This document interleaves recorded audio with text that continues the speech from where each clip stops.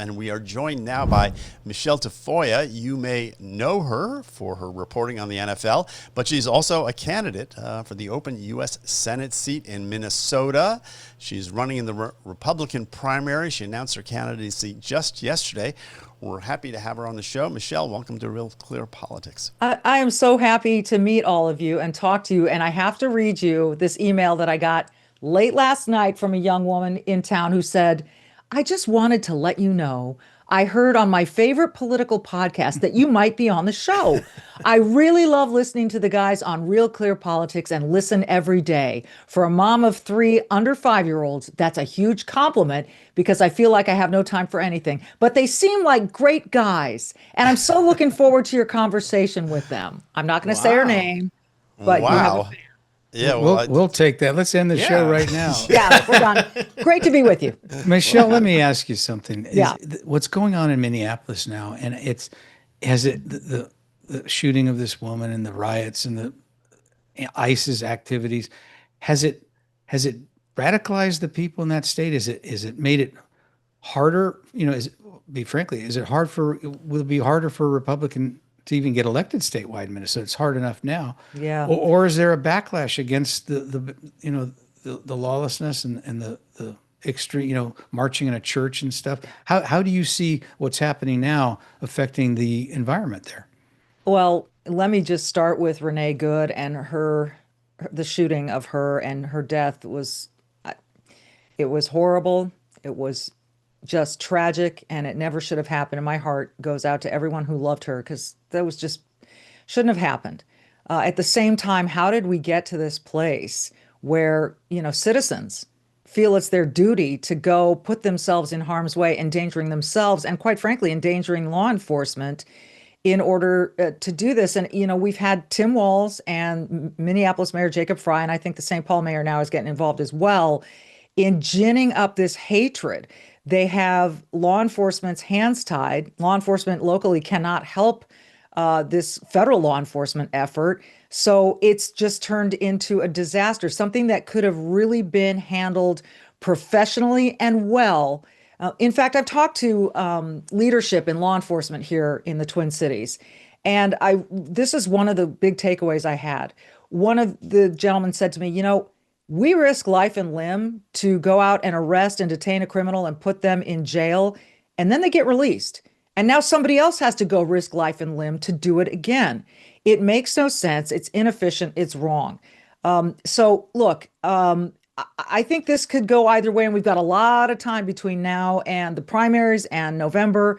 But I think there are a lot of people, sure, and we believe there are a lot of paid protesters here too. But there are a lot of people who just want sanity in the Twin Cities and in Minnesota writ large. And so, look, this crisis of leadership that we have is pervasive. And it's everyone from Tim Walz to his Lieutenant Governor, Peggy Flanagan, who's also running for Senate, to Angie Craig, the Congresswoman, who is, trying to out-left Peggy Flanagan. So I think people really want calm. Michele, I said this yesterday, but I'm interested to hear it directly from you. I mean, I applaud your willingness to get in the arena, and you've had a very successful career and a great life.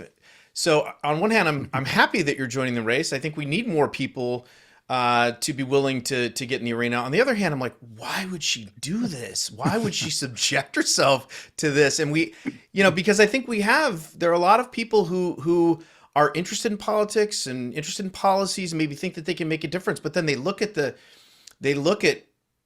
what it would take to run and the amount of abuse that you have to suffer and all that. And they say, you know what? I'm not doing it. Not interested. Why did you do this?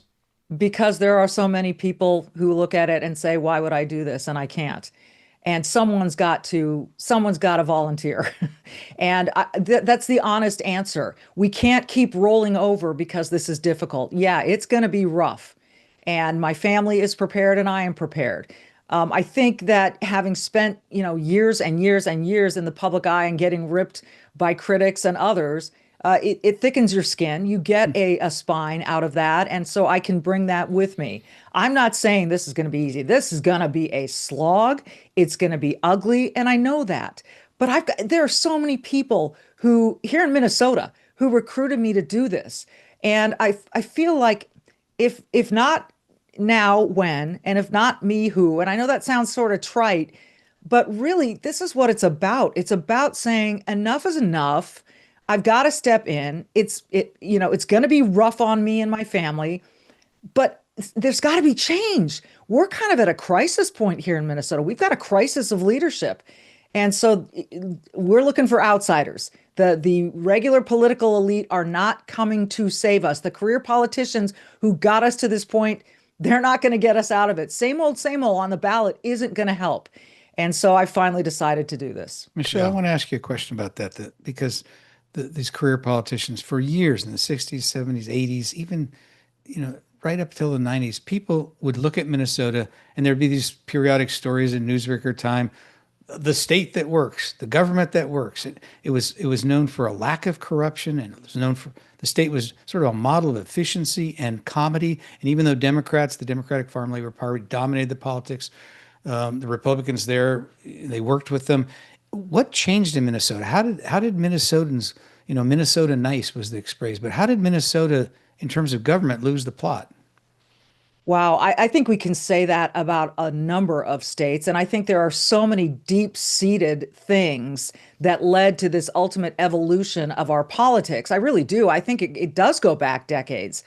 But when you look at someone like Tim Walz, and yeah, I am going to pick on Tim Walz because he presented himself as this school teacher, assistant coach, nice guy, ran for Congress out of a kind of conservative area of Minnesota. Aren't I nice? And aren't I just wholesome? And guess what? He wasn't, and he isn't. And everyone bought the story, and now we know. And he's had to step down out of his own race because he knows he's toxic. He knows he's associated with this fraud. He knows he can't win. So I would just remind people that if they're going to put in someone from that same party who's attached to Governor Walz, you're getting the same thing. You can move the musical chairs, do that whole bit. You're getting the same thing. We've got to clean it up. So how we got here is probably a long thread. But now that we are here, what are we going to do? What are we going to do about it? We just, Gal, it bothers me. I just said gull. That's such a Minnesota thing. But it bothers me that there's just such a lack of integrity. And, they're going to come after me in all kinds of silly ways. But one thing I know about myself is I am a human being of integrity. Let's talk about the politics this for a second. It's been 25 years, I think, since they've sent a Republican to the Senate. And to run in the general, you got to win the primary. I'm wondering, have you talked to Tim Scott? Have you talked to people like that? Have you talked to the White House?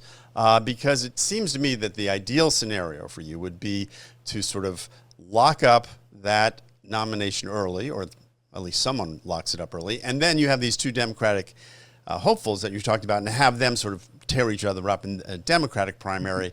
And that would be sort of a scenario where a Republican could actually win, in my view. What do you make of that? I think the two on the other side, Angie Craig and Peggy Flanagan, are already tearing each other up. They're already going at it, and we've got our popcorn out. But you're right. We've got a number of candidates on the Republican side vying for this nomination. I think we've already proven after just 24 hours that we probably have the most traction. And so, look, I'm gonna go out and earn every single bit of support that I can. Not only Republicans, because we're gonna need all of them, but we're also gonna need some Democrats. And listen, I'm hearing from Democrats, believe it or not, I have friends who are Democrats, and we get along, and they have voiced support because they're exhausted by what's going on. They see the underbelly of this, and they have said, you have our support, Michelle. So we're going to peel off some Democrats, and certainly we're going to go after independents. We've got to work super, super hard. This is and hard work is nothing new to me. I'd love to take you behind the scenes on Sunday Night Football for 1 week for you to understand what hard work is all about. So we're ready. It's not going to be easy, but shameless plug coming. MichelleTafoya.com if you'd like to help, volunteer, donate, anything, because we're going to need every single bit of help we can get. But Michelle, let me just one follow-up. Ooh, they're fighting for time. I know. Who's getting it? I want to follow up. I'm the host. Okay. So Go ahead. Go ahead. Do you want Donald Trump's endorsement? Well, look, if he decides to endorse me, I think I would be honored. And I know I have Tim Scott's endorsement, so that's already public. I have a lot of people from DC reaching out to me already, but he's on his own time frame, and I'm on mine. So in the meantime, it's if that comes, great. And in the meantime, I'm going to work my tail off. But isn't it that is the question that all Republicans are facing, not just you, is how do you get the MAGA base to turn out, because you have to win, the base has to turn out in midterms elections. But at the same time, right, Trump is a turnout machine for Democrats, and he has lost some independents. So how do you win those independents over, and not sort of, alienate any of the Republicans who are Trump fans? Yeah, I think it's a fair question. But here's the thing. I would rather than look at labels like, being Trumpy or whatever people want to say, look at results. Look at what happened in Davos this week. I mean, it was kind of remarkable. Now, this is the most unconventional president we've ever had, right? And his negotiating tactics and the way that he is able to sort of maneuver to one audience on camera and to another audience behind the scenes has been remarkable. We got a ceasefire. He took out the nuclear spots in Iran. He got Maduro. All of these things that he's done, the border is secure. Those are great results. And I think we need to remind people about those results. Gas prices are down. GDP is up. I think good things are coming in 2026. It's the results we have to remind people about, and not the labels. Have you ever met the president? I have not. I saw him at a Jets game once. He and Melania were down on the field, and I kind of this was a long time ago when the Jets were worth putting on television. So this was long ago, and I think Herm Edwards was the coach back then. But anyway, and I kind of walked over to just sort of get a glimpse, but I have not met him personally, no. Do we have time for one more question, or? Yeah. Andy, how are we doing on time? Andy, we're how we doing doing? Fine on time. Okay. Okay. Well, if you had Tom, another question you want to ask. Tom. All right. No, Tom, go ahead. I know what Tom's gonna ask, but I'm gonna jump in front of him, Michelle. All right. You covered football. Who's the best quarterback you ever saw? Oh my gosh. Think of the politics for a minute. Be careful. I'm really partial to Joe Montana because I grew up a 49ers fan. We lived through some horrible years, and then Joe came along, and what did he do? He just turned that organization around. Tom Brady was a big Joe Montana fan. Tom Brady's got all the rings. I've seen Tom Brady do things that you're just going, what did he just do? But I also had the pleasure of covering Peyton Manning. And I love Peyton, and I consider Peyton a friend. He just performed some magic on the field. Brett Favre was one of the most memorable quarterbacks to watch. When Brett Favre was on TV, you did not turn the channel. Michelle, you're running in Minnesota. You cannot list Brett Favre. You got He played for the Minnesota Vikings for 2 seasons. He You gotta did. say Fran Tarkenton. Well, I love Fran. Hi, Fran, if you're listening. Of course, we love Fran. In fact, I grew up in Southern California. One of my best friends in Southern California was a Vikings fan because of Fran Tarkenton. Wow. So there you go. Well, my question is, I'm a Seattle Seahawks fan, so I wanted your prediction for who you think is going to win the NFC Championship and the Super Bowl. But now that I know you're a Niners fan, I don't know if I can. No. You know what the beauty of being an NFL reporter is? You don't get to be a fan of a team anymore. I cannot tell you how liberating that is. Because as a 49ers fan growing up in my household, where my dad was like live or die, in fact, he was buried with his 49ers golf putter. Wow. That was pain. That was an emotional roller coaster I don't want to be a part of anymore. So I'm no longer a fan. I am a fan of coaches, players. The Seahawks look really good. And what don't they? They look really good. And what distinguishes them to me right now is their defense.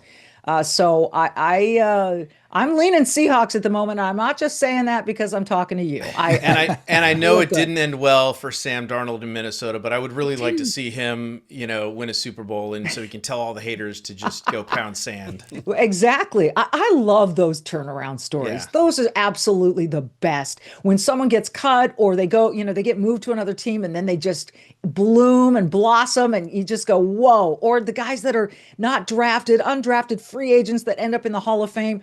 Those are the best stories. Or like Indiana winning the college football national championship, or like a Republican winning the Senate seat in Minnesota. All right. That was a pro segue right there. That was very There good. you go. right. And then I'll say this, MicheleTafoya.com. Good enough.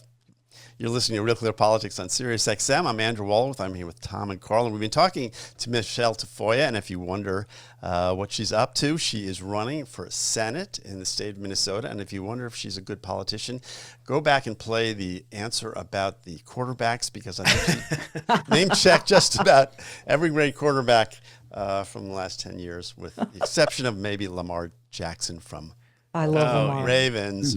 I love Lamar. All right, we're going to Thank you, Michele. And Patrick Michele, Mahomes. thanks. Be safe on the campaign trail. Okay. Thank you so much. Thanks, guys. I enjoyed it. We'll be back right after this.